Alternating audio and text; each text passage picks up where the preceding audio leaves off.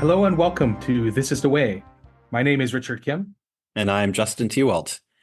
Richard, so I think it's safe to say that basically every time we've recorded, we've been underprepared.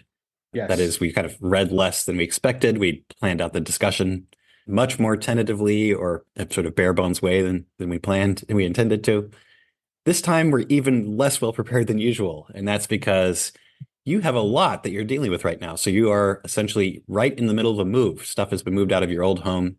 You're going to move to a new home. Of course, you have a large family and it's just the tail end of the semester and so on. So you must be in quite a state right now. And I just want to say, I really admire this that you're willing to set aside some time to discuss Chinese philosophy with me. I'm kind of particularly bowled over by the fact that you are able to attain that peace of mind that I find to be necessary to engage in philosophical discussion while in the midst of doing all this. So let me just sort of thank you for making the time.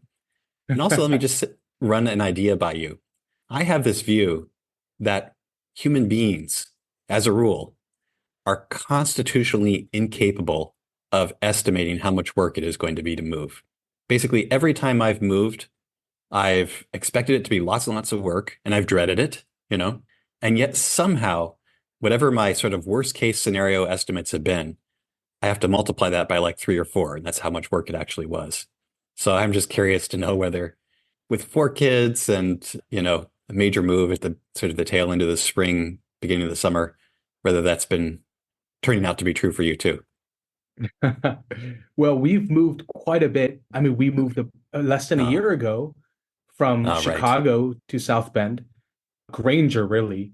But that move was also extremely hard because my wife at that time was pregnant, Oh, like eight right. months in, and we had these three other kids. And that was not too far. I mean, Chicago to South Bend area is about 2 hours, not that bad. And this move will be even much shorter, just kind of across town in a way. So it'll be better. And we're in the area. Like, I know where the new house is. I was just there this morning. So it's a little bit better. But let's be honest, moving is just sucks. Like, Yeah. everyone knows this. In fact, I think I went into Google at some point and I'm pretty sure moving was considered one of the like top 3 or 4 most stressful things Yeah. just by sheer polling. So I think, yeah, just because, first of all, there's a lot more stuff, I guess, than we realize. Yeah. And just That's it. packing them, I mean, it's just a disaster. Yeah. And it doesn't help or make it any easier having children, especially very small kids. First of all, I mean, the challenges become different too, because when they're very small, it's very challenging because, you have to still watch them somehow. So Yeah. only one of us can really move. So we're looking for some nanny help during that time. So I think it'll be okay. But my 9-year-old just hated the idea of moving. And Oh, I sympathize because I remember when I was a kid, we moved yeah. a number of times and I was so mad and because you lose friends and then Yeah. you're going to a Yeah. new place and it's just very tough for children. Yeah. So I feel It's bad funny for because if we yeah. lived in the same town and you were moving, I don't know, 10 blocks or a mile away from where you were before, I wouldn't think of that as the end of our friendship at all. I'd be like, well, that's trivial. That's just a Hmm. few extra minutes drive or something. But for Right. kids, when you depend upon being able to walk right over to a neighbor's house to play Hmm. with them spontaneously, it really is kind of you're deprived of all these opportunities to do friend things with those kids. So you're right, you are Right. kind of changing friends by moving at that age. Yeah. Hmm. So yeah, we bargain with her and she's a huge Harry Potter fan. So you can buy new Harry Potter sheets and You're so that has appeased her some. Yeah, so she's read them all. Have you read Harry Potter? Have you've I read them, know Justin? I've just read the first book and I saw one of the movies. Yeah. She's Uh, read them all of them, and more than once, and she's seen all the movies. Although it gets very dark actually later on. So, yeah. but somehow she's okay with it. Anyways, so yeah, she's gonna get some new Harry Potter sheets and blanket, and also that neighborhood. There's a lot more kids. I think she'll actually end up being much Oh yeah. happier. Yeah. And it's a great family-friendly neighborhood with a lot of children. I heard they have the best Halloween parties around there. And she'll get her own room because we're moving to a little bit bigger house. So I think it's getting better. But anyways, so packing, I just booked a mover this morning for the big move. I see. Two men in a truck is a company. Yeah. It'll be okay. I think they're all over the place. Yeah, so big book that. Oh, had to schedule water, electricity, cable for that time. Oh, and it looks like there's a big tree in the front yard. I'm sure at some point you'll see it someday, Justin, if you visit. Yeah. But it's diseased, so they actually think Oh, it's a liability. Like we should cut it, and it's a oh, wow. huge tree. So I just saw the estimate earlier. It's like $4,000, and I mean it's a gigantic tree. I feel a little bit bad having to remove it, but I mean it's dying, so looks like Yeah. we got to do that. And also, it's designated as a historical house, so Oh, it's like 120 years old, oh, but well taken care of. It's a very cool house. Yeah, I think we feel pretty fortunate getting it. Yeah, but we have to like work with the historical society to make sure they're okay with removing this tree. So, anyways, yeah, life is complicated. I yeah. think, yeah, I do think we should take comfort in knowing just how challenging life can be. And it doesn't matter, even if you don't have kids, there's other stuff, right? You're having to deal with parents or, whatever. There's so many Yeah. other things. There's always something. So, that it's tough. Well, let me just say, first of all, I grew up in Nebraska in a kind of four square historic home that was, yeah, probably around the turn of the century. So it's probably about the same age as the house that you're moving to. 1904. 1904. Yeah, I think mine was late 1800s, like the 1890s or something. My Oh, parents okay. could tell you, but and those houses have a lot of character, and I mean, obviously, I have nostalgia makes me more attached than perhaps the house warrants on its own merits, but I just think that it's a really great place to be a kid, and the fact that the neighborhood is to be a kid in kind of historic house with lots of character like that is a lot of fun. And then the fact that the neighborhood is flourishing in terms of Halloween parties and other children, I think that's going to be great, a great move for your kids. And you've just illustrated all the ways in which we can underestimate the work responsibility and stress of moving. The other thing I would say is that when I move, I've always surprised to discover how many decisions I have to make for which I have to take responsibility. Like, does this get packed with this, and how much newspaper do I have to put around it? Is it like safely packed enough that it's not going to break?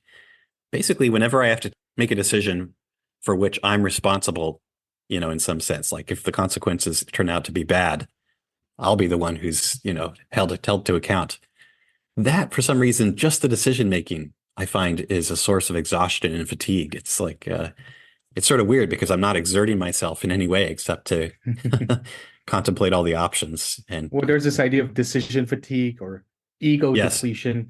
I heard they haven't replicated that, so I'm a little hesitant to appeal to some of those studies that by yeah, Baumeister, I think. But yeah, it's very interesting. Yeah, like, do you get fatigued by making too many choices? Yeah, yeah, it feels like it sometimes. yeah. Interesting that there hasn't yet been kind of decisive confirmation of decision fatigue. That seems like a real phenomenon to me. I experience it when I'm grading, for example. Well, so that is what you're up to. I'm joining you as usual from Hong Kong. It's morning here, evening there. And today we are planning to discuss Mengzi, otherwise known as Mencius. And we've decided that we're probably going to use the Latin terms just for the sake of our English speaking audience. Right. Mencius is the Latinized name given to Mengzi by Jesuits, right? Yes. What around maybe the 1600s or so. I don't know the exact date, or I Yeah, I'm wonder not what the exact history is. Yeah, I'm not sure what century, but yes, two of the classical Confucian philosophers have been given Latinized names, Confucius and Mencius. I think the audience has heard us use the Mandarin pronunciation for the Chinese terms Kongzi and Mengzi. So that's Confucius and Mencius in Mandarin Chinese. But we'll probably slip back and forth between Mengzi and Mencius, but we'll try to stick with Mencius. Those are words that somehow stick in the minds of English speakers who aren't familiar with Chinese. Yeah. Yeah, and of course, Mencius is an extremely important, pivotal figure in the history of Chinese thought. I Yeah. mean, some would even argue that maybe Mencius, or the text attributed to Mencius, maybe had the most influence. I mean, I don't know. Like, I guess most people usually would say, "Oh, Yeah. Confucius," but I don't know, like if we had to rank what had more influence, the Analects or the Mencius, the text. I Yeah. don't even know how we would settle that or if it's that clear. But Mencius thought of himself as following the way, the Tao of Confucius as laid out. So I guess, well, one story, and I don't know, Justin, if you how much weight we should place on this, but I remember that the traditional story is that Mencius was taught by the grandson of Confucius, Yes. Zisi. Yep. Yeah, and I don't know, is that reliable or is it one of those things we'll never know? I guess probably, but That's right. So that's definitely the Orthodox account. So if you're Confucian these days in the early 21st century, or for that matter, for most of Chinese history, East Asian history, then you learned that Mencius was a student of the grandson of Kongzi, and thus Mhm. belongs to the lineage of Kongzi in that sense. And there's even a text attributed to Zisi, this kind of intermediary figure that was the grandson of Confucius. We might discuss at some point. But yeah, as for what the actual history is, who knows? I mean, I myself think that what tends to happen in later rehistorical constructions of ancient history is that people are only aware of a certain number of characters. The cast of characters available to you if you're trying to write history 200, 300, 400 years after the fact. If you lived in China at the turn of the millennium, that cast of characters is pretty small. So like there were lots and lots of philosophers, teachers, mentors, students, disciples, and so on in Warring States China. Most of them have been forgotten. And so trying to reconstruct the history later in the Han Dynasty, probably there were a lot of people who just looked around for named figures that they have reason to believe existed and said, ah, this one taught this one. When in fact, probably there are many forgotten figures that are actually responsible for passing on the tradition. So yeah, I'm actually not, when I don my historian's cap, the kind of curmudgeonly, no fun historian's cap, the historian who just wants to, give you the disappointing historical facts.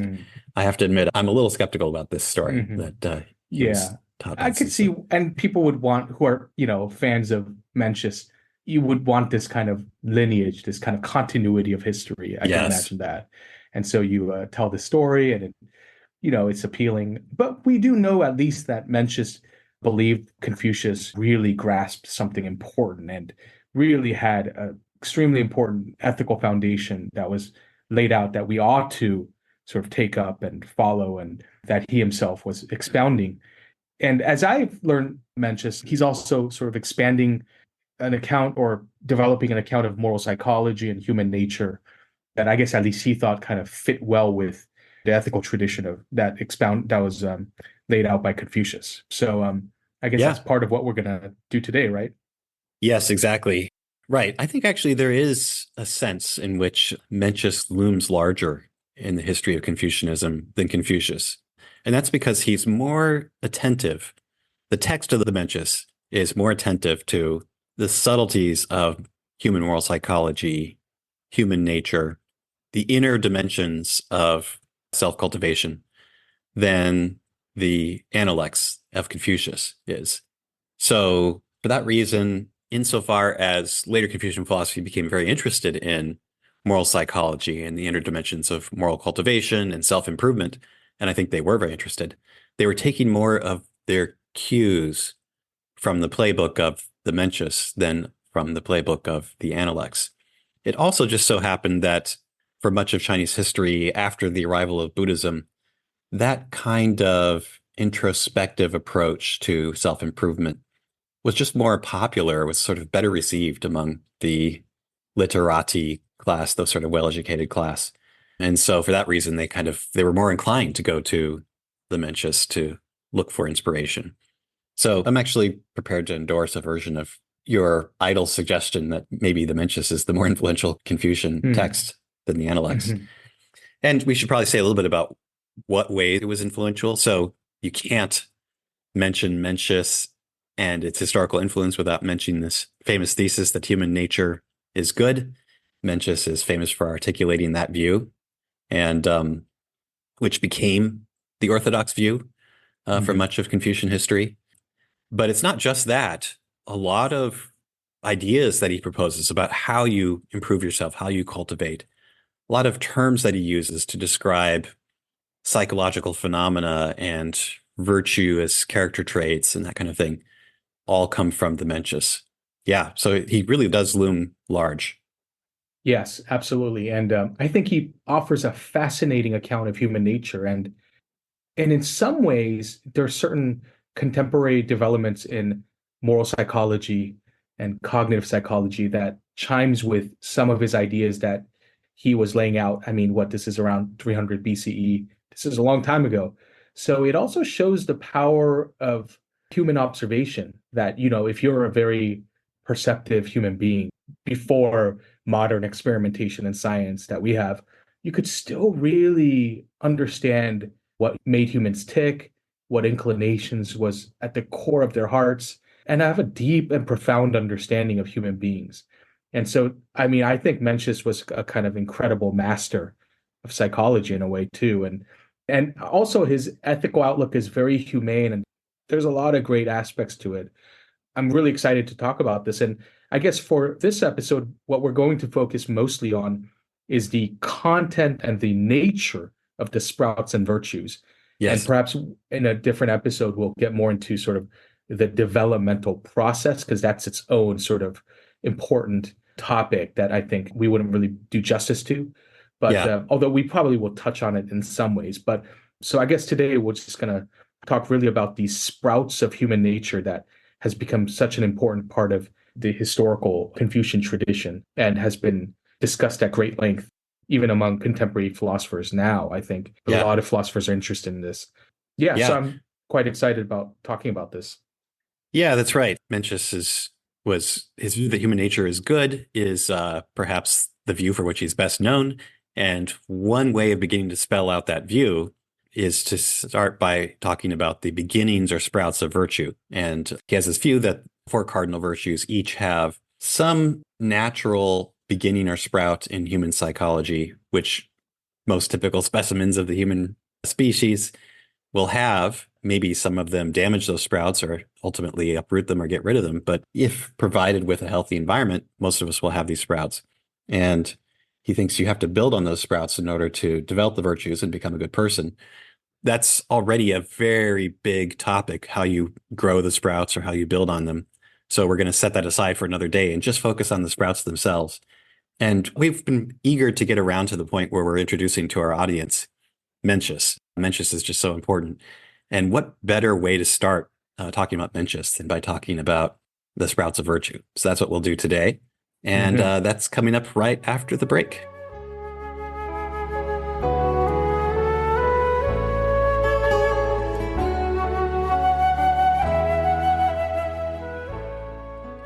So our topic today is the sprouts of virtue in the Mencius, the text attributed to the historical Confucian philosopher Mencius.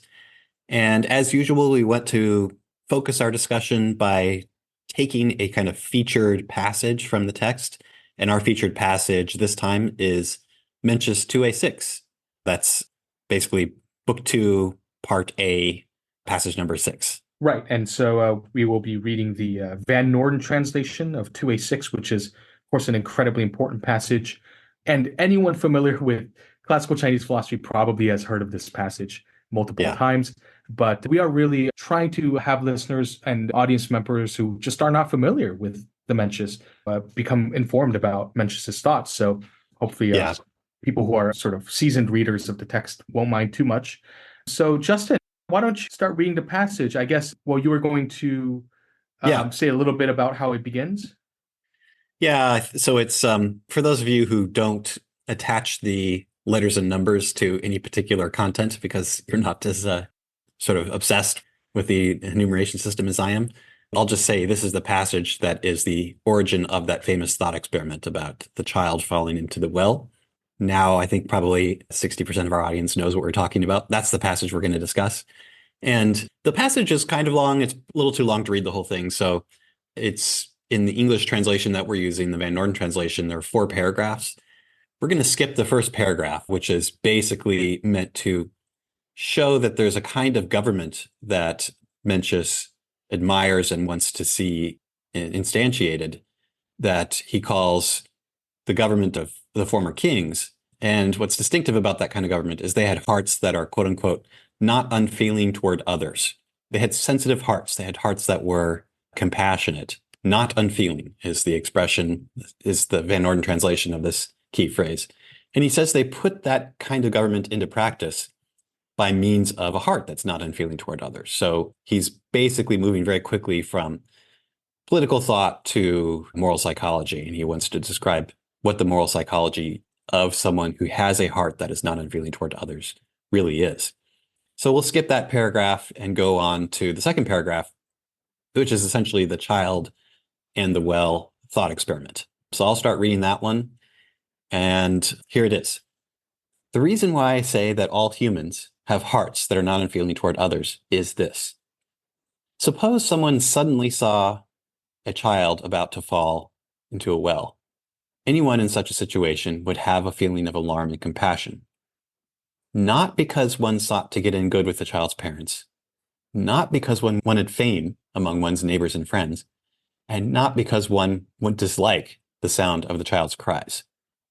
So that's it. That's in the economical language of the classical Chinese texts. That's the thought experiment in full. And that's the second paragraph. There's a third paragraph that you're going to read, Richard, which goes on to describe the four sprouts of virtue. Yes. And then we'll see how distinct sprouts also are connected with distinct virtues, which is so fascinating. And I'm sure we'll talk more about it.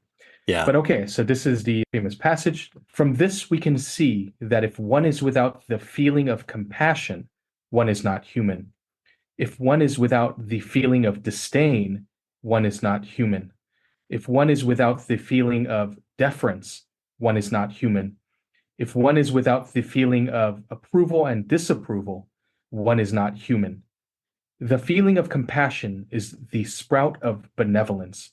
The feeling of disdain is the sprout of righteousness. The feeling of deference is the sprout of ritual propriety. The feeling of approval and disapproval is the sprout of wisdom. Yeah. So that's the third paragraph, kind of the part 3 of the passage that describes the four sprouts of virtue. The four virtues in question are benevolence, which is just another way of translating Ren, this character that's been translated in other contexts as humaneness, sometimes as humanity or goodness, but we're going to use benevolence in the context of today's discussion. The second virtue is righteousness. The third virtue is ritual propriety. Sometimes it's just translated as propriety. And the fourth virtue is wisdom. I don't know about you, Richard, but I find when I teach this stuff to English speakers, they have a good intuitive sense of what benevolence probably is. They have a good sense, of course, of what wisdom is. Ritual propriety is a little bit odd, but people have some sense that ritual in the broad Chinese sense refers to courtesy, the ways of expressing respect to others that we perform through social protocols, like holding doors open for people, shaking their hands, that kind of stuff. So I think if you speak English and if you understand these English terms, you'll have a sense, not a perfect sense, of course, but a rough sense of what these virtues are. Righteousness is the one mystery to many 21st century students, in my experience. It seems to me that most people understand righteous as a pejorative term, as something that you know, to say, yeah, exactly. They think of someone who's self-righteous, someone who's just so full of themselves. They think they're morally right about things. They're kind of above others in terms of their moral virtue. But so it might be worth saying a little bit about this term. As I understand this term, righteousness, it is in the first instance really just rightness. It describes a quality of actions. So the first place to go when you see this character in classical Chinese, if you're trying to figure out which of the various many meanings it could have, is to ask yourself, is it describing a quality of actions, namely right actions? Fulfilling a promise is a right action. Making sure that you respect some agreement with someone, you know, like a contract or something, that's a right action. But the problem is it's sometimes being used in an extended sense. And sometimes when it's being used in an extended sense, it's referring not to a quality of actions, but to a quality of a person's character. So they're sort of deep character traits, they're stable character traits. And when it does that, it's the virtue term. It's describing a virtue. It's very clearly being understood as a virtue in this particular passage. And so when it's a virtue term, what is it saying? Well, I think it's referring to right action when right action is hard. So think of cases where doing the right thing requires that you act against your interests, or you do something that you consider to be risky or not very fun, or dangerous, speaking up over and against something that you think is wrong, even though many of your peers and your social group are perfectly willing to accept it. And then Mencius, as we will see, adds a little bit more content to this idea of righteousness. It's not just doing the right thing when it's hard, but it's doing the right thing when it's hard and you regard it as the right thing because it seems beneath you, because it seems like you're somehow debasing yourself by acting otherwise.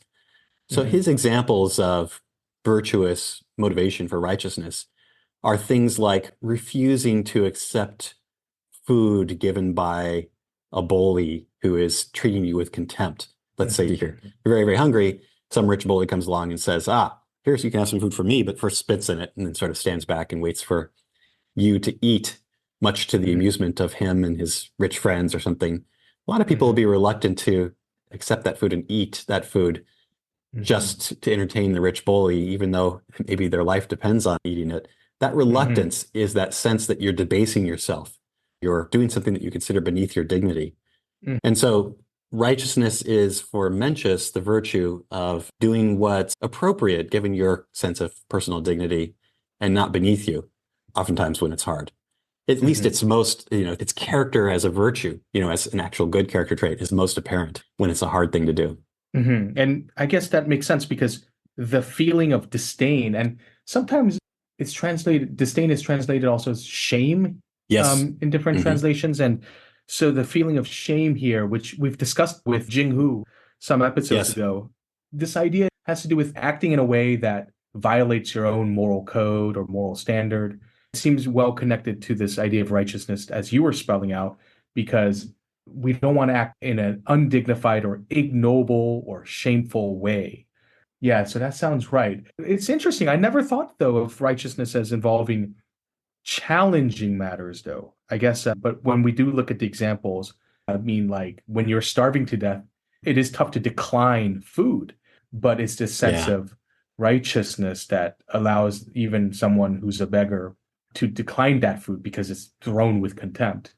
What do you think? An example where, let's say, you're like in that movie, Inglorious Bastard, where in the beginning they're hiding this Jewish family, right? And the Nazi soldiers come and they're in the basement, and this French peasant guy, he of course does not turn them in. And then, at the risk of his life, let's say, would that be, is that in the vicinity here too of this kind of, or the same moral sphere, we might ask, of righteousness?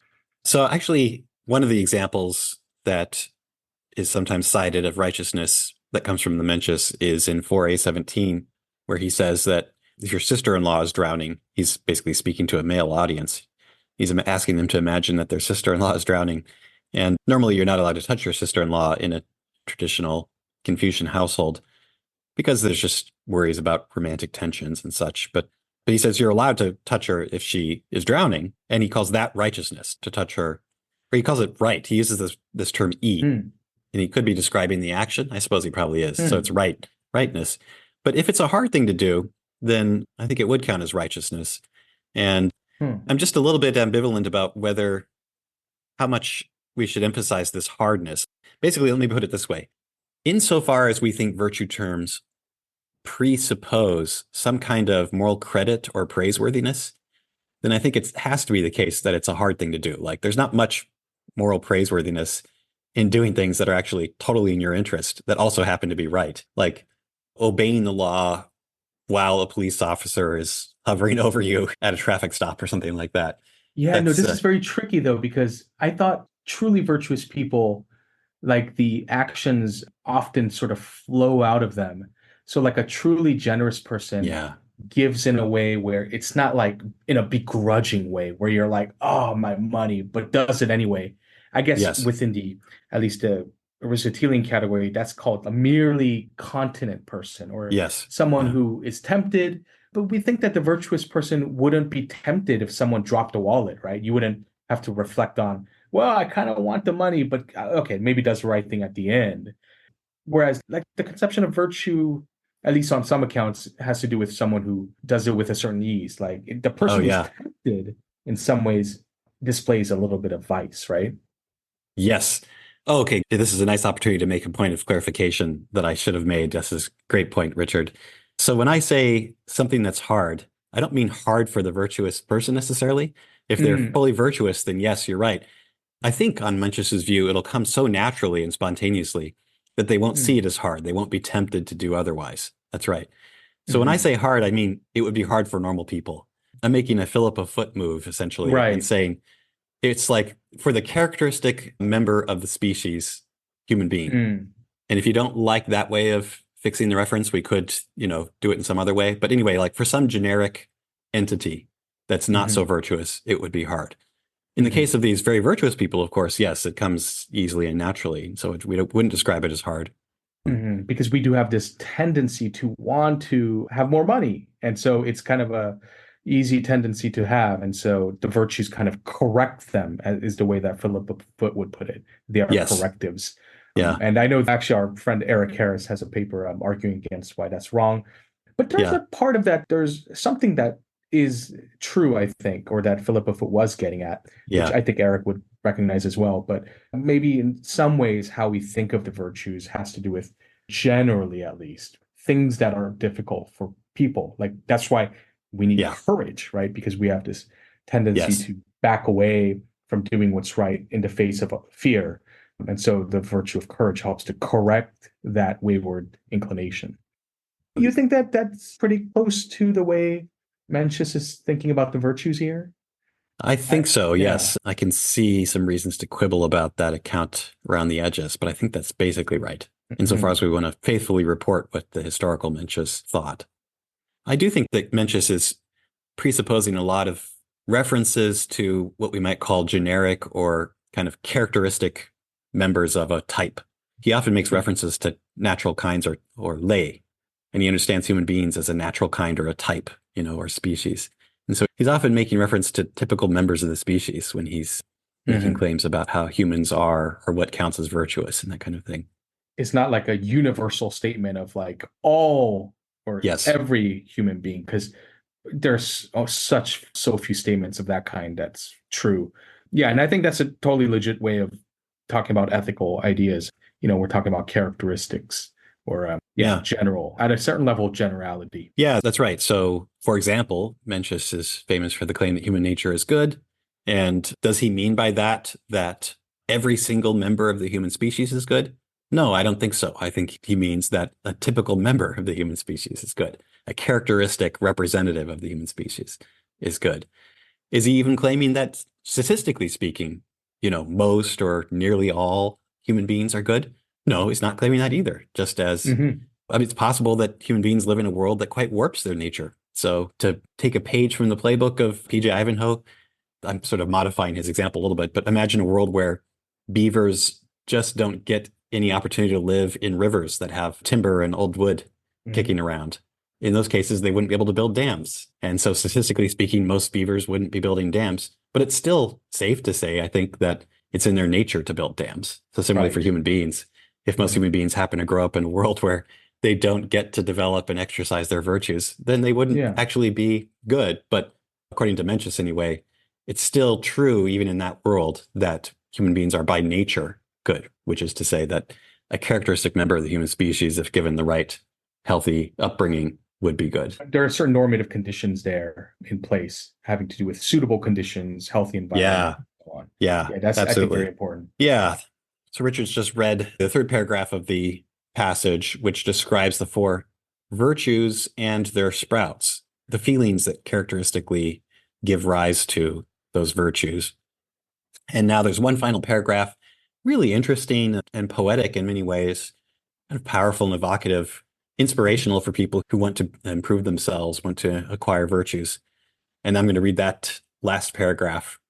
So I see this last paragraph as being about how the sprouts of virtue are part of you and good for you. So they're good for you in part because they're part of you. So here it is. People having these four sprouts is like they're having four limbs. To have these four sprouts, yet to claim that one is incapable of virtue, is to steal from oneself. To say that one's ruler is incapable is to steal from one's ruler. In general, having these four sprouts within oneself if one knows to fill them out, it will be like a fire starting up, a spring breaking through. If one can merely fill them out, they will be sufficient to care for all within the four C's. If one merely fails to fill them out, they will be insufficient to serve one's parents. So Mencius is saying everyone has these sprouts, and how much you sort of cultivate those sprouts, how much you quote unquote fill them out, makes a tremendous difference in your character. If you don't fill them out, you're not even going to be decent to your parents, which for him is sort of a moral minimum, you know. But if you do fill them out, then you are essentially a sage monarch. You have sufficient care to take care of all within the four C's, the whole world. And he adds, they're a part of you just like your limbs are a part of you. And so to deny them, to deny your own potential to become good, is to steal from you. It actually harms you in some way. And to tell others that they're not capable of being good harms them. You're depriving them of an important good, a good that's as much a part of them as an organ or a part of the body. So also this passage suggests that the sprouts, as P.G. Ivanhoe notes, are kind of fragile. They're, we should definitely not think of them as virtues. They are sort of incipient inclinations, right, that need to be developed and refined and expanded. So, because if you don't fill them out, you can't even serve your parent. So what we need to make sure we're getting right is also, yes, Mencius says human nature is good, and because we have these sprouts, but the sprouts alone are not enough for us to live virtuous lives. We have to like grow them and develop them properly. And so if someone argues, oh, but like Mencius is obviously wrong, like there's a lot of horrible people. Well, Mencius could still defend his view by saying, well, they didn't develop these moral inclinations. They're seeds. They need a lot of development. So I think that's important. Yeah, exactly. So I'll use this 18th century Confucian philosopher's example, Dai Zhen. If you have a peach pit and it grows into a kind of malformed, unhealthy little sapling of a tree with no leaves or what have you, you don't say, well, that's the nature of the peach tree. The nature of the peach tree is manifest when it's been provided with the right nourishment, with a healthy upbringing, when it's been provided with sunlight and water and so on. And so the same thing is true for human beings. You don't just look at any instance of a human being, any example of a human being and say, that's the natural one. It's the one that's been provided with a healthy upbringing. Yeah, so we've read the passage, and it is, I think, safe to say that it's the most famous passage in the Mengzi, in the Mencius, maybe one of the most famous moments in classical Chinese philosophy, akin to the cogito argument, the argument from Descartes, I think, therefore I am, in terms of how widely it's known and its influence. So let's discuss it a little bit more detail. As I see it, Richard, and maybe you'll disagree with me, I mean, there are many ways of reading this passage, and it's usually taken in the history of Chinese philosophy to be a demonstration of something really important about us as human beings. But then there's a lot of disagreement about what it does demonstrate. Does it demonstrate that we have this nascent capacity to become good, as you've been saying, Richard, or as some people in the Neo-Confucian tradition that I work on read it, is it actually demonstrating that we just have a little peek or clue into a much larger, already well-formed capacity to be virtuous? That's one interesting question. But anyway, I think one thing that we can say about Mencius in general, not just in this passage, but in others, is that he's engaged in a kind of almost, I want to say, therapeutic exercise where he's trying to convince his readers, his interlocutors, his audiences that in some deep sense, they desire to be good people, even if they don't fully realize it. So there's another famous passage from the Mencius where he's speaking to a king who basically thinks he's a pretty rotten guy and convinces the king that he has pretty robust capacity for benevolence and kindness to others. And he convinces him because he points out that the king has spared an ox from being sacrificed out of pity for the ox, and not just because he was trying to be cheap or save money or something. And the king actually shows lots of signs of not realizing it before Mencius points it out. I think Mencius is doing that kind of thing quite often. He's pointing out to people, despite yourself, even though you may not have known it, you do have good desires to be virtuous. You have virtuous desires. And he has this sort of astute way of demonstrating it to people. Yeah, I think that's such an important point. And I guess, it's so easy to be caught up in the desires for material goods, right? I mean, it must have been maybe even more so back then. I mean, there's a lot more poverty. Your life is a struggle. You're trying to feed your family, yourself, and you're trying to get these material ends met. And so oftentimes it could seem that what most people care about, really all that they care about is, maybe wealth, power, fame, reputation, or various things of that nature. But I think Mencius really saw that actually these various moral desires and inclinations are actually a lot more powerful than it might seem at first. And I think that Yeah. actually is true. Like, even if you think about like some of the most corrupt people, they don't want to see themselves in that way, right? Like, it's not like they just go, oh, yes, well, I really am a piece of crap. It's more Yeah. like, I mean, they rationalize it, right? And we do that too sometimes, I think, because it's just so painful to not see ourselves as decent human beings. And so Yeah. there's something really deep about this idea that moral desires are really, really strong. And like we want to conceive of ourselves as good. And so, in some sense, we do desire to be good. But the material desires are also very strong, right, for the shiny goods. And so I think he's really trying to sort of bring to the surface those moral inclinations and help people to Yeah. recognize just how powerful they are because you could easily forget about them. And I think a lot of wisdom traditions are trying to do just that by Yeah. identifying spiritual, ethical goods. Yeah, that's right. That's nicely put. That's a nice kind of illustration of the sort of thing that Mencius, I think, is onto. Right. Even people who seem to be, for all intents and purposes, pretty awful, villainous characters, I don't know, mafiosos or something, still like to find ways of framing, justifying their behavior in ways that make them turn out to be good people. And there's that kind of defensiveness that I think is suggestive of our desire to be good. Well, so here's an idea to better understand what Mencius is trying to do here. We can understand Mencius is making lots of claims about these desires to be virtuous, these nascent desires to be virtuous, the desire, that part of you that wants to, is at least somewhat alarmed about the child falling into a well. I think you can spell it out in a number of ways, but let's start with kind of the least controversial way, which is that he's basically trying to convince us that despite ourselves, even though we may not know it, we really do desire to do some good things. Maybe those desires aren't very powerful, but they're there. And so we're denying an important part of ourselves if we deny those desires. So there's a book by Franklin Perkins, one of our colleagues, published pretty recently. I think it's one way of reading the book is that he's trying to do justice to this idea in Mencius, that Mencius is really concerned with what we really want. So the title of the book is Doing What You Really Want. And it's all about the philosophy of Mencius. And so he reads Mencius as convincing us that we really want, in fact, to have these Confucian virtues and to enact them. So that's what the text is all about. It's about trying to convince us in part that we really want these things. I think that that's a really helpful way of framing what follows. But there's a lot to be said about what we really want and figuring out what we really want. How is it that Mencius might justify the claim that we really want to be benevolent, we really want to be righteous, ritually proper, and so on? So there's a number of moves that he could make, and I look back at the tradition, both the historical one and the more recent one, and see people making all these moves. I'm just sort of curious what you think about them, Richard.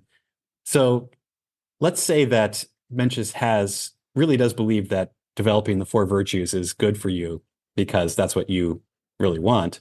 Is it what you really want because it's what makes you fully human? That's somehow an expression of or an instantiation of your full humanity? That's one view that we find in both the commentaries and in recent scholarship on Mencius. Is it what you really want because it's the most pleasurable thing for you? It's somehow, so we could read sort of Mencius as hedonistic, like he's saying, basically, when I say you really want to be a good person, it's because all your desires are pointed at your own pleasure and it'll make you very happy. My colleague here in Hong Kong, he's at Chinese University of Hong Kong across the way. He's written a book about the Chung brothers, these later Neo-Confucians, and they see themselves as building on Mencius. And on his reading of them, that's how they understand your reason to be moral is that it gives you pleasure. That's another option. Another option is the one that I think for me is kind of the most obvious one in reading Mencius, which is to say that developing these four virtues is what you really want because they're natural parts of you, just like, having mature, healthy, strong limbs and organs are parts of you. So those are all kind of different options. And of course, it's possible that one complements the other. I guess one option I've left out, though, is it could be that Mencius is making some sort of real self move. He's saying, one of the reasons you, at some deep level, really do want to develop your four cardinal virtues is because they are expressions of your true self. And those other things that you think are part of yourself are not part of your true self. So that would be an interesting move that would maybe or maybe not align Mencius with other key figures in the history of philosophy, like Socrates, who distinguishes between the bodily self and the soul. Yeah, this is a bit challenging. So Franklin Perkins is suggesting that the justification or the account of why the virtues are good for us is because in some way the virtues are what we really want. One thing that worries me about that way of putting it is it sounds like, well, I don't know, maybe some people would be very happy with this account, but it does sound like now desire fulfillment is what ultimately makes virtue good for us. Do I have that right? Yeah, and I'm not sure if that is what makes virtue good for us or part of our flourishing. The fact that we desire it. The fact that we desire it would help us be motivated to seek virtue. So I see it as part of maybe our picture of psychology, which is important. But like, what makes virtue good for us? What makes virtue part of our flourishing? A view that in contemporary philosophy is called, as you know, Justin, eudaimonism. Yeah. The view that the good life or the flourishing life, at least partly or maybe even substantially, consists in a virtuous activity. Yeah. I'm not sure if I would be comfortable grounding it in terms of the desire satisfaction. Okay, yeah. That's definitely something to consider. If Frank Perkins' reading has that implication, then I'm not on board either. I doubt that Mencius has a simple desire satisfaction view of personal flourishing. I don't think that Mencius would say, you're flourishing just in case you are fulfilling your desires, whatever they happen to be. My reading of Mencius, and it's a pretty, conservative or cautious one on this point, says that certain objective criteria are built in. I guess I'm just trying to make the more modest point that Perkins describes pretty well the aims of Mencius the psychotherapist or Mencius the moral psychologist. In many of the dialogues we find in the Mencius himself is quite artful at cutting through sort of cynical understandings of one's own motives. He's not just saying, as many sage advisors sometimes do, that you should desire to be good. He's making the much stronger claim that you do, in fact, desire to be good. And furthermore, that among the various desires that you happen to have, it's the desires to be good that are somehow most central. It's the ones that are most definitive of you, that are most intimately related to yourself. I'll just lay my cards on the table and say I have a reading of Mencius on this issue that some of our colleagues don't like because they think it makes him a little bit less friendly to contemporary naturalistic metaphysics and so on. But I just take seriously these moments, and there are many moments in the text. 7a1 comes to mind, Mencius 7a1, where he seems to suggest that the virtuous life, the life of living out these Confucian virtues, is good for us because it's what heaven mandates for us. So it's, a kind of a mandate that comes from on high. And so it's not contingent features of human psychology that make it right. Now, it might be that heaven cares enough about us that it's going to arrange its sort of vision of the Confucian way, of the way, so that it is relatively compatible with human predispositions and desires and so on. But it's not just because we happen to want to save the child or to protect our dignity when someone gives us food with contempt. Those contingent facts alone are not enough to ground an account of the way that we should emulate. And in the famous odes that's cited, it does say heaven created nature with norms. What passage is that? I can't remember the exact passage. Mencius 6a6. Right. So that seems to suggest that because human beings have a nature, a human nature, there are certain norms that arise out of that nature. In the Yeah. way that norms arise out of the nature of whatever creature, bees who sting, to defend a colony, or owls seeing in the dark, and so on. There are certain kinds of characteristic activities that they engage in. Yeah, I guess I thought that picture sort of fits here because he says, from this, we can see that if one is without the feeling of compassion, one is not human. So, how do you take that? Because, yeah, he's always saying one is not human. Like, what's the force of that point that he seems to be harping on for over and over?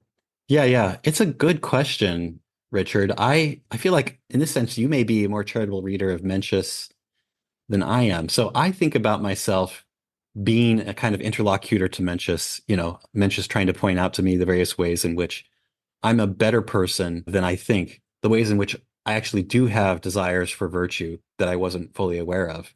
And I picture him trying to, so like, let's imagine I'm skeptical and I'm pushing back. And so he's trying to Mhm. explain to me why, in fact, I really do want to be benevolent and righteous and ritually proper. And he says to me at some point, well, this desire that you have, this kind of good desire, the desire to save the child, for example, is Mhm. more fully human. Maybe that's one thing that he'll say. You're more fully human by enacting this desire.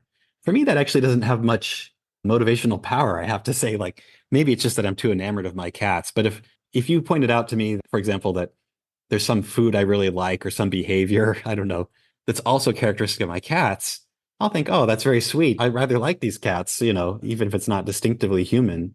Mhm. I think it's a desire worth having. So I wouldn't say the fact that some of my desires are animal desires, or maybe I should put it this way, desires that humans happen to share with animals, makes them any less important for purposes of figuring out what I really want or how I should behave. So let's say that it turns out some of the virtues that Confucius recommends for us are in fact pretty animal virtues. They're the virtues that animals could instantiate and express too. I would say, Mhm. well, so much the worse for being human. What I care about is being virtuous and maybe to a certain extent doing what I really want. And those Mhm. things seem to be somewhat independent of being human. Yeah, I think that's a very reasonable point. I suppose, yeah, I guess I'm not entirely sure what Mencius meant by the human. Maybe I'm thinking about it in a more normatively loaded way. So one way to think about this would be, okay, so what are we trying to achieve? Well, we're human beings, we're this kind of organism of a certain kind. We think and act in certain ways. We have these patterns of, activities and life cycles and decay, and we're social beings. And there's these various facts about us and about our life form. And so what we're aiming to achieve is not the owl good or the cat good, but the human good because we're human beings, and that's just kind of the broad parameters of what we're Yeah. capable of, and sort of and so it's the human good that we're aiming to achieve, which just is the flourishing human life. Now it could be Yeah. that maybe we learn from animals, and there's various kinds of qualities and characteristics that we're like, hey, those are good to incorporate into our lives. But even to do that, I think we still, well, it has to be possible for creatures like ourselves. And so it would also have to fit well within that basic parameters, like maybe certain animal qualities of like a cat or a dog helps to enhance our friendships. But see, that's Yeah. already sort of building on fundamental sort of direct goods that I think we kind of realize as a human being from an internal point of view. So Yeah. let me just quickly say, like, for a long time, I tried to see how we can justify or ground, I guess, in both ways, the virtues and defend eudaimonism. I think the way I tried to do that for many years, which I think was wrong, was an instrumental connection. Like the virtues are necessary for these other goods. But I think Hmm. like I don't think that Yeah. quite, I mean, I think that's like not a bad way of arguing or reasoning, but Yeah. I think it falls apart into harder cases. And so I've come to think, and I think this is what Philippa Foot thought, considerations of things like justice and like why we should keep our promises and treat our Yeah. friends well, it's not for the sake of some then further end. Yeah. It's just part and parcel of our human form and the way that we reason practically as human beings. Now, maybe there's some people who just don't care and don't value those kinds of considerations. Like, why should I value justice? So for that kind of skeptic, I don't even know. Maybe I think Bernard Williams thought this. Maybe there's really no arguments there anymore because Yeah. it's like, well, how come you can't intuitively grasp this such a substantial, important part of our moral thought process? That's part of our human form that you should have like taken up. Yeah, Yeah, it I just think seems constitutive of the human flourishing yes. itself, like just in and of itself directly. But that's not really a great argument. I'm not even, it just seems more, maybe there are no good arguments. It's just like basic and underived. I don't know. It's not that satisfying either, but Oh, I don't know. So I think it actually can be a satisfying argument, or as satisfying as it gets.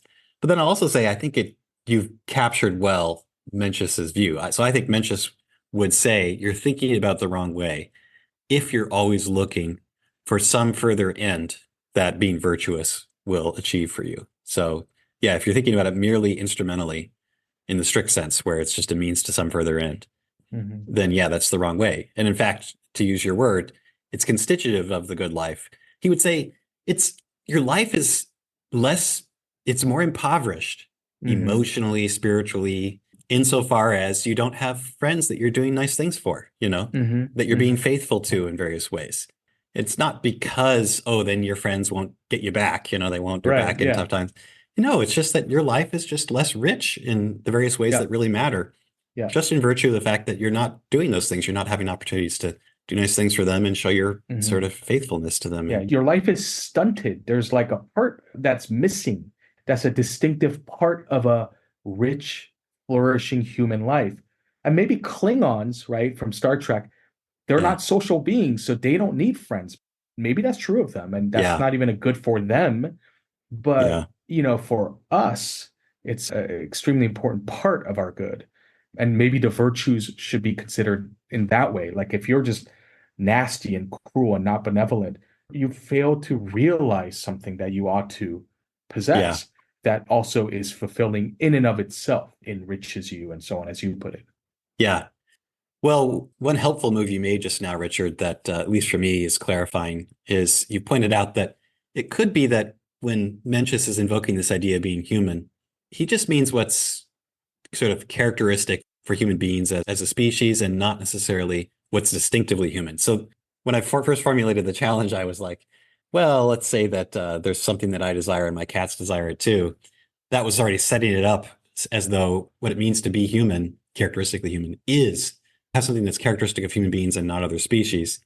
Maybe that's not Mencius's view at all. I think there's some confusion along these lines, by the way, in the secondary literature on Aristotle and his function argument.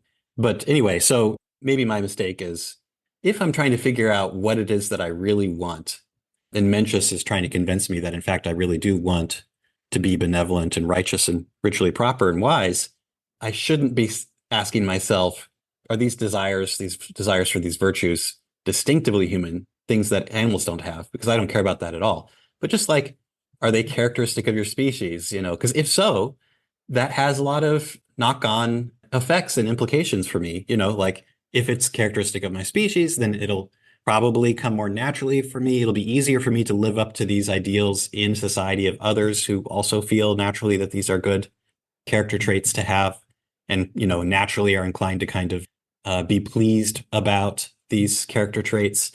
There are a lot of implications for my psychology. So I guess I'm now more on board with your view that if it turns out that these virtuous desires are characteristically human, then that's a reason for me to think that I do in fact want them.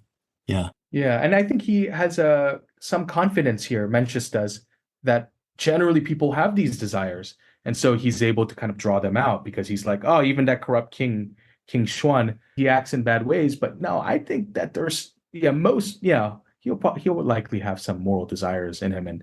And then, of course, he's able to bring that out. But of course, that's like kind of the psychological process of getting him to recognize the moral sprout.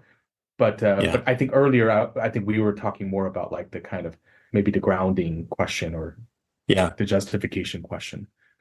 Yeah. So on this topic of Mencius's attempt to show us that in some deep sense, we really do have these moral desires, these desires to be virtuous. One thing that's in the secondary scholarship these days people like to point to is how in his demonstrations, he's often showing that the moral desires are fast, spontaneous, automatic, right? So he uses Mhm. this word suddenly. I'll go back to the Mhm. passage, to the thought experiment. This is paragraph 2. The reason why I say that all humans have hearts that are not unfeeling towards others is this. Suppose someone suddenly saw a child about to fall into a well. So that word suddenly is ja in classical Chinese. People like Brian Van Norden and others read a lot into that suddenly. And then, of course, it seems to suggest that in some sense, this response is pre-reflective, right? It's before you've had a chance to deliberate. And what Mencius says in the follow-up very strongly suggests that's right. He says, you'll have this feeling of alarming compassion, not because you sought to get in good with the child's parents, not because you wanted fame among your neighbors and friends, not because you disliked the sound of the child's cries. You hadn't even thought about those consequences yet, you know? And yet you still feel really alarmed about and almost panicked about the child being on the verge of falling in the well. So that suggests that in some ways we're revealing something deep about our psychology in these moments when we look at the desires that happen in these kind of natural, spontaneous, automatic ways. Mhm. These unguarded moments is, I think, the way PJ Ivanhoe puts it. Yeah. Right. And then, of course, in contemporary psychology, there's this idea that there are two systems, right, of modes of thinking and reacting, right? System one and system two.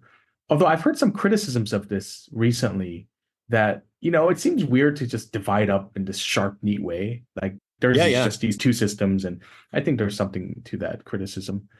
Oh, Yeah, I can sorry, think of go some ahead. ways of problematizing system one, system two, just to Hmm. make sure all of our listeners are kind of up to date here. Actually, I have to say, I confess, because they're just numbers, I sometimes get them confused. System one, system two refers to two kinds of cognition. And is it system one that refers to the fast and frugal kind, the kind that happens automatically when we Hmm. get angry or sad, or like we have these sort of quick emotional responses? Afraid, yeah, hot, intuitive, yeah. Yeah, I think that's number one too. I don't know. I've yeah, mixed yeah. up before. So let's just say it was one, and if we got it wrong, oh well. And so then system two is the slow, laborious, explicit cognition that Mhm. isn't so fast, that is more conscious, more explicit, kind that you are engaged in when you're deliberating, when you're weighing reasons or options, when you're, I don't know, doing a mathematical proof or something. And so, yes, it does seem like that Mengzi Mencius is saying this moral desire is a system one desire. It's a desire that arises out of system one cognition. Whereas the thoughts that might occur to you later when you're thinking back on why you should save the child, you know, being famous for being a hero or getting in good with the child's parents. Let's say the child's parents are like wealthy or well connected or something. Those Mhm. thoughts are more system two, like they're explicit cognition. You're kind of thinking through, you're reasoning through the process. I just Mhm. want to say for our listeners' sake, Richard wrote a wonderful book on Confucianism and the philosophy of well-being, and he makes these connections between system one, system two, and Mencius's moral psychology explicit in that book. So even if the two of us don't know off the top of our head the exact numbers, they're still correctly reported in the book, I'm sure. Yeah. I hope so. I must admit, I don't know. Do you have this problem? I sometimes forget what I wrote, and Yeah, I don't definitely. remember. So I have to like sometimes reread it. Like someone will bring up something like, "Oh yeah, you said this in the article," and like I'm Yeah. like, "Did I say that?" Like I don't know. Oh, yeah. It's kind One of of the funny things embarrassing. about being in print is that you're then committed, you're held accountable for your views, even though you don't no longer remember them. And because you no longer remember them, I think there might be a sense in which you can say you no longer stand behind them. But yeah, according to philpapers.org, where I usually update my articles, I've published 43 things. There's no Hmm. way I can keep track of all Right. 43 articles. So yes, there's a lot I've forgotten. And yet I get emails all the time. And also, it's really flattering, but like graduate students come and to study with me and they've read a lot of my stuff. And yes, they Hmm. sometimes quote me back at myself They or might know the material better than you, like because they yeah, read your paper. certainly. And yeah, they know these they remember these passages, and you kind of have a vague memory of it because you haven't thought Yeah. about them in 20 years. Yeah, Yeah. that's very If they've read it interesting. recently, then they must almost certainly know it better than me. Yeah. Yeah. So there's this, I mean, and that just sort of touches upon this interesting psychology, the kind of deep psychology of the Mencius, where as I read Mencius, he does think there's a lot going on just beneath the surface of human consciousness that he's trying to tap into or call attention to. There are many cases where we might desire something for reasons or motives that we don't entirely understand ourselves, and he understands better than the subject in question. So the 187 King Xuan sparing the ox is a good example. We'll probably make that our featured passage of our next discussion of Mencius when we talk about how to cultivate the sprouts. But it seems like he thinks there's a lot going on that's in, I guess, what we'll call system one, implicit cognition, the kind of cognition that we're not fully aware of. Now, I did have this question. So these are feelings that he's identifying. I wonder how, so the usual translation has to do with feelings. Yeah, how should we understand that? Is it just like, yeah, I guess just the way that we think about feelings and emotions, or, Yeah, in the passage, when he talks about the four characteristic feelings that end up being the four sprouts of virtue, feeling of compassion, feeling of disdain, he uses the word xing, which is more standardly translated as heart or heart mind. But Van Norden, and not just Van Norden, but many other translators use feelings instead in this context. And I think that's because they basically understand the word xing, heart mind, as referring to a state of heart mind. And then I should add further, the character that comes to be translated as feelings in most cases in later Chinese philosophy is qing. But in the context of the Mencius, qing hasn't yet fully taken on that sense, the sense of being a feeling or an emotion. It's kind of still a technical term that refers to essential dispositions or our kind of true dispositions, the ones that make us human. So yeah, it might be just that Mencius is looking for a different way of expressing feelings. Anyway, so sorry to go on about the classical Chinese. The long and short of it is that I think it's pretty safe to say that these are feelings, but one could overinterpret that. So there are ways of understanding feelings such that we see them as divided over and against kind of rational cognition. Or and thought. We see it, or thought, yeah. But I tend to read Mencius myself, I don't know how you think, Richard, as having a kind of heavily cognitive account of the emotions. That is to say, I think that something like implicit judgments, or at least what I'll call sort of perceptions, cognitive perceptions, are an important element of those feelings. So now I'm going to steal from Martha Nussbaum. She has this in her famous book on the emotions, Upheavals of Thought. She makes a good demonstration of the more cognitivist account of the emotions with the use of anger. So she says, some people think anger is basically about affective responses. So it's all about, there's some felt aspect, there's some kind of, there's a way that anger feels. And apparently Aristotle thought that the way anger feels is like a boiling feeling in the stomach or somewhere in the body. But she says, I don't experience anger that way. I never have a boiling feeling in the stomach. I get a headache generally after the fact when I've been angry. That's how I discover that I've been angry. And anyway, the point is, there are lots of different sort of phenomena that you could point to, bodily phenomena that you could point to as characteristic of the emotions. But it seems like in some sense, you haven't really given an adequate account of the emotions until you've added some sort of judgment or perception about how the world is. So in the case of anger, Aristotle thinks that the characteristic judgment is that you or someone important to you has been wronged. All right.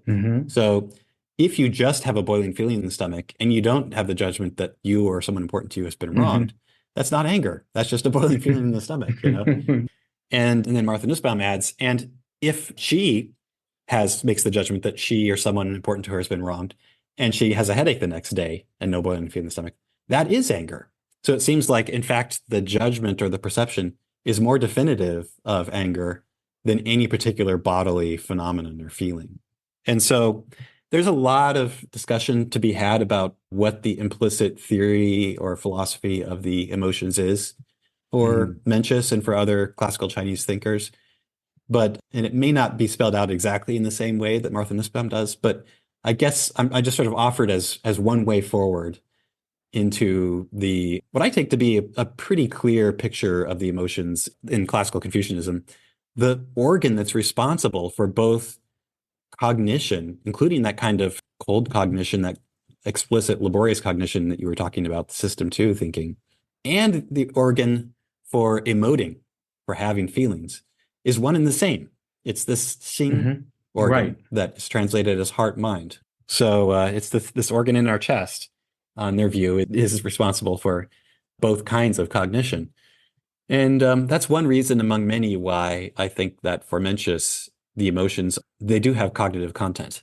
So yeah, when he's talking about feelings that are the sprouts of emotions, he's not just saying these passive feelings that have no intelligence whatsoever. He's talking about pretty intelligent feelings. I mean, I think compassion, you wouldn't count as being compassionate toward the child if it turned out that your feeling of alarm at seeing the child and fear for the child were weird in some way. Like it wasn't fear for the child, but fear for what people might say about you if you let the child fall, or if it were like, if it turns out to be fear of the child crying a lot and annoying you, that wouldn't count as compassion either. So to give an adequate account of compassion, a lot of cognitive material has to be right as well. You have to care for the child for the child's sake. Right. And you have to think the child is in danger, right? Or yeah. Right. So you have to have thoughts here. Yeah. Or else I don't even think it makes sense. Like fear isn't just, I think Foot talks about it in this way, like turning pale and running away. You have to have some thought that there's a object that poses some kind of threat of injury, or else you're not actually afraid. Yes. Yeah. And so I think we can give that kind of analysis for all of these, like disdain and all of the mention sprouts. Yeah. Yeah.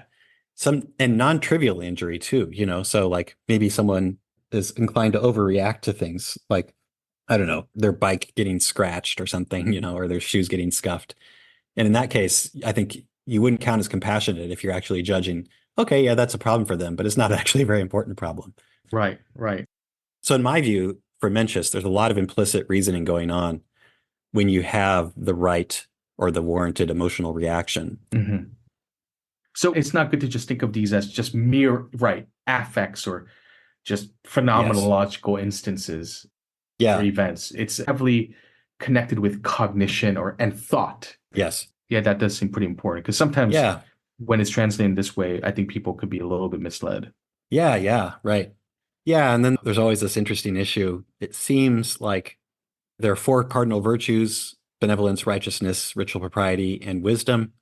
Wisdom, each of these virtues has its own paradigmatic emotion that is the sprout or root or foundation of the full-blown virtue. And in most cases, they do seem to be phenomenological feelings. But in the case of wisdom, which I'll just say now is the most mysterious of the 4 cardinal virtues, it's the one that is least developed in the text of the Mencius. In that case, the sprout of the virtue is what he calls the feeling, or what's being translated as the feeling of approval and disapproval, the 是非之心. And that's a tough one. One possible interpretation of it is that we're now referring to a virtue that does involve more so-called cold, explicit system 2 type cognition, where you're actually thinking through. Now, is that a justifiable, or is that something I can accept or approve of or not? Is there a reason why not to translate this as the thought of approval and disapproval? Because Shin is both cognitive and affective. Yeah. Right. If we wanted to be super literal, we could say that Xing, being translated here as feeling, is best understood as something like state of heart-mind, right? So normally it means heart-mind, but here in this context, it means state of heart-mind. And so we could say the state of heart-mind of approval and disapproval. That's just a mouthful. So obviously it's not a felicitous way of translating the line, but yeah, that's kind of maybe it captures the more literal sense of it. And maybe in those contexts, readers are meant to understand that approval and disapproval is more like thought and less like feeling. It's more like a judgment, right? I mean, approval and disapproval. You're judging something as good or bad is the sense here, I would think. Yeah, I have this intuition that I probably could cash out with specific passages, but it's for now just a kind of vague intuition that basically when a classical philosopher talks about judgments of approval and disapproval, 是非, what they have in mind as their paradigmatic case are instances where someone has made a claim that one particular instance of a thing is an example of a larger type. So like someone is maybe like bowing or offering food to someone or offering a sacrifice. And someone asks, is that ritually proper? And if the respondent says, sure, then they're saying, yes, that instance is an instance of this broader type, ritual propriety. Or fei no, it's not an instance of that type. I really think that's actually kind of the central case.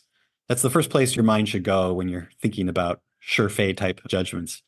And so, yeah, I think that wisdom for Mencius, like I say, it's the least developed virtue that he says least about. And he says basically nothing about the feeling of approval and disapproval. But I think it's something like those, it's meant to capture these moments where you're actually trying to figure out whether particular cases of seemingly righteous, ritually proper, or benevolent behavior actually are righteous, ritually proper, or benevolent. And there's a lot more to say about it. I mean, one thing that I like about Franklin Perkins' book, the one I mentioned earlier, whose title is Doing What You Really Want, he speculates a little bit about what the kind of nascent young sprout of wisdom might look like. And he suggests it could just be intellectual curiosity. You know, the sprouts do seem to be pointing to dispositions we have that not only point us in the direction of virtuous behavior, but make us want more, make us want to develop those sprouts, you know, kind of crave nourishment. And curiosity is that, right? I mean, curiosity is a desire to nourish and strengthen our capacities of knowledge and good judgment. Okay. No, I never heard that way of thinking about it. That's really interesting. Yeah, of course, the other thing I think it is worth noting about this is I wonder who first pointed it out. I mean, maybe it was Owen Flanagan, this idea of moral modularity when it comes to this passage that, I mean, according to Owen, Mencius is the first modularist theorist of morality. Yeah. I mean, so, and Owen Flanagan knows that stuff so well, so I trust his word. And the idea here is that there are these basic sort of foundational values, or I guess in this case, the sprouts that can be refined and tuned up or down. And like they occupy a certain distinctive domain of morality. And I think originally the idea was that they're modular because they can develop sort of independently. So you can kind of tune up or down independently these various moral domains and values. But Owen himself thinks like in actuality, they kind of penetrate and they kind of work together in various ways, especially wisdom, although it's a little bit mysterious how that works. But it is very interesting. And he connects it up with Jonathan Haidt's work, the moral foundation theory, which some people criticize now too, but I guess it's fair game. But it is an interesting idea that there are these basic foundational values that, at least for Haidt, it's like embedded in human nature that are cross-cultural and that we find everywhere. Yeah, and Mencius is sort of identifying these distinct domains of moral value. I think it is really fascinating. And Mencius does connect that particular sprout to the virtue, to a specific virtue that you don't find anywhere else. Like you don't find that in like Aristotle. He never identifies quite a specific basic moral emotion or inclination and connects that up with like a fully developed version as a virtue. So that's, I think, a very unique and very interesting idea. Yeah, right. So just to kind of elaborate on it a little bit, it's one of the more interesting readings of the Mencius. So modularity, it's a complex psychological phenomenon that Jonathan Haidt, as you mentioned, is well known for. By the way, he's Jonathan Haidt, it's spelled Haidt. By the way, you pronounce it Haidt, and that's how I always pronounced it, but more and more people say Haidt, so I don't even know anymore. Well, doesn't he ever say his own name? What is it? I have an anecdote for you. I was teaching him in one of my grad seminars, and we had the same dilemma. Is it Haidt or Haidt? One of my grad students just wrote him, and he wrote back very quickly. Oh, Height, as in the word height, you know, how high, how tall you are. Oh, so it is height. Okay, good. I've been saying high. Good. This goes to show you can. Something. Yeah, I don't know I thought it was very bold of the grad student to do so. I myself am too timid to just interrupt anyone's life with a cold call style email out of nowhere. But so anyway, he's moral foundations theory. So he has this view that's at least heuristically very valuable, I think, which is that what's going on in moral psychology when we make moral judgments is that modules, which are sort of domain specific and have these sort of fast cognitive processes that track different dimensions of value, are issuing different intuitions or judgments. And then sometimes those intuitions and judgments compete with each other. here's an illustration that might help us. And it turns out it's very hard to define a module. I've read both Haidt and Owen Flanagan's stuff on moral modularity, and they're pretty clear. So they make a noble effort, but it does refer to a psychological phenomenon, which I think we just have to illustrate for people before we begin to define it. So let's say that maybe this example works, Richard. Let's say that you have made a promise to a friend, and you generally you're not a flake. You're not the kind of person who flakes out a lot. So you take your promises seriously, Your promise is that this friend who's, maybe going through a tough time, you've agreed to meet them for lunch or something, and so they need your support. You try to be loyal to your friends. You try to be there for them when they need your help. And so you've promised to meet them. And you're the kind of person who keeps promises. Now, let's say that on your way there, I don't know, this terrible auto accident happens and someone needs your help. They need emergency aid, and then they need someone to ride with them in the ambulance to the hospital, right? So now you have to make a decision. Are you going to help this person and comfort them on the way to the hospital? Or are you going to keep your promise and meet your friend for lunch, being the kind of person who takes very seriously the keeping of promises? So most of us will at least experience this as a dilemma, right? So we won't say, oh, obviously I do X or obviously I do Y. And that's because we'll have two different intuitions that pull in different directions, right? On the one hand, there's the value of keeping your promise, which I think in mention terms, Aristotle and Mencius's way, is a part of the value of righteousness. Essentially, it's a right action that's kind of hard. It would normally be kind of hard, And there's a little bit of a notion that it has something to do with justice. And on the other hand, there's the value of compassion or kindness to this person who's been in the auto accident, who needs some comforting, needs some advocate to follow them to the emergency rooms to make sure that they get well cared for. That's an intuition that comes out of this other module. This module has to do with care or benevolence. Now, Haidt has his own modules that don't align perfectly with Mencius's, and Owen Flanagan argues that Mencius's may actually be closer to the facts of the matter, closer to human psychology. But once you've heard that example, I think you, meaning our listeners, will probably at least have a sense of what these scholars, these philosophers and psychologists mean by modules. So there's a way in which the intuitions that issue from the righteousness module and the benevolence module are, what is the expression? Is it cognitively impenetrable? Is that right? Mm-hmm. There's a certain lack of cognitive penetrability in these modules. Mm-hmm. So you're going to have these intuitions, no matter how much you may try to justify and reason your way out of them. Mm-hmm. You might say, you may be thinking to yourself again and again, okay, now in this case, clearly the promise to help to meet the friend for lunch is suspended because there's this, more fundamental principle that trumps this other one. Even so, there's still going to be a part of you. There's still a sense in which it seems like you're failing the friend by failing to show up for lunch, such that you feel apologetic about it. And of course, want to write them and make it up to them and so on. And that's because this module is only so responsive to justification, to kind of slow, explicit cognitive system 2 style cognition. So yeah, anyway, it's one of the more interesting points about Mencius, one of the many ways in which empirical moral psychologists these days think that Mencius, among the great historical moral philosophers, kind of got human moral psychology right. This is something that a lot of people, including Haidt and Flanagan and Schwitzgebel, Francisco Varela, all these kind of famous, influential moral psychologists say, yeah, if we were to compare the paradigm moral psychologies that come out of the philosophical traditions, Mencius, Aristotle, Kant, Nietzsche, Mencius comes out looking the best. He's kind of empirical moral psychology, which makes a lot of normative presuppositions, to be sure, ends up confirming a lot of Mencius's views and not so much the others. And this is one of the ways in which I think that seems to be right. Mencius does assume that we reason about our ethical dilemmas and issues in this modular way. And that seems to be pretty close to the facts of the matter. Mm-hmm.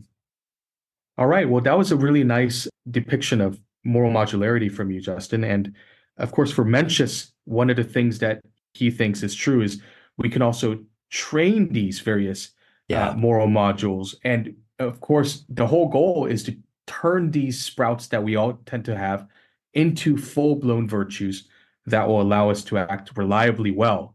And that does take training. And of course, there's these various metaphors like the farming metaphors, which we haven't really discussed that much.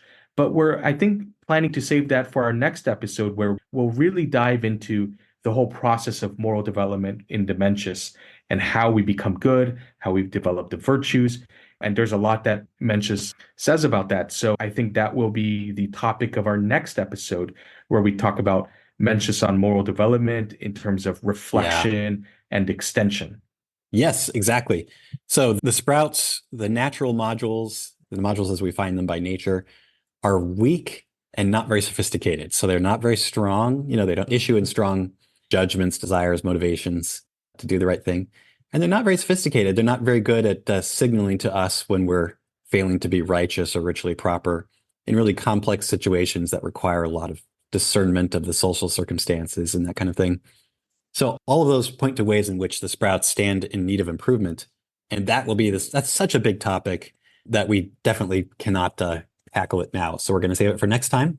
And that's something very much to look forward to. I think both you and I have lots of strong opinions about this. And yes, as Richard mentions, if you want a shorthand way of referring to the process of self-cultivation, reflection and extension will do pretty well. Those are two terms that come up quite often in understanding moral cultivation in the Mencius. So that's something we have to look forward to, and we will discuss it next time. That was the way for today, and we'll see you again. Bye, everyone.